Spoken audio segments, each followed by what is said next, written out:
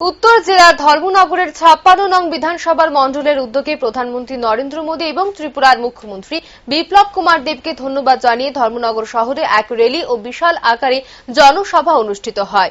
এই জনসভা অনুষ্ঠিত হয় বিবেকানন্দ সার্ধ শতবার্ষিকী ভবনে। এই সভায় উপস্থিত ছিলেন উপাধ্যক্ষ বিশ্ববন্ধু সেন, উত্তর ত্রিপুরা জেলার যুব মোর্চার সভাপতি জয়জিৎ শর্মা, মন্ডল সভাপতি শ্যামল নাথ ও জেলা স্তরের সকল নেতৃত্বরা। এদিনের সভায় বিজেপি সমর্থিত জনতার ভিড় ছিল চোখে পড়ার মতো। উভয় সম্প্রদায়ের মানুষই উপস্থিত ছিল এই দিনের সভায় উপস্থিত অতিথিরা প্রধানমন্ত্রী নরেন্দ্র মোদী দেশের গরিবের কল্যাণে কি কি উদ্যোগ এবং পরিকল্পনা নিয়েছে সেগুলো নিয়ে আলোচনা করে। পানীয় জল, শিক্ষা, বিদ্যুৎ, স্বাস্থ্য ব্যবস্থা, পাকা বাড়ি ইত্যাদি কাজে কেন্দ্রীয় সরকারের সহায়তায় রাজ্য সরকার এক ধাপ এগিয়ে এসেছে। এদিনের সভায় আলোচনা হয় নাগরিকদের স্বাস্থ্য সুরক্ষাকে অগ্রাধিকারের ভিত্তিতে দেখছে কেন্দ্রীয় সরকার। এই কারণে সবার জন্য বিনামূল্যে কোভিড টিকাকরণে শীর্ষস্থানে রয়েছে ত্রিপুরা রাজ্য।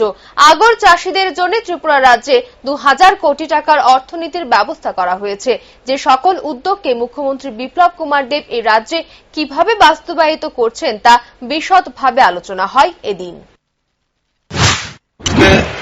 দেশের প্রধানমন্ত্রী এবং রাজ্যের মাননীয় মুখ্যমন্ত্রীকে আমরা ধন্যবাদ দিতে চাই যে কোভিড পরিস্থিতিতে যে একটানা চলছে ভারতবর্ষে, সেই পরিস্থিতিতে ভারতের প্রধানমন্ত্রী যেভাবে কোভিডের সঙ্গে লড়াইয়ে প্রায় জিতে গেছে বলতে আমরা মানতে পারি যে উনি জিতেছেন।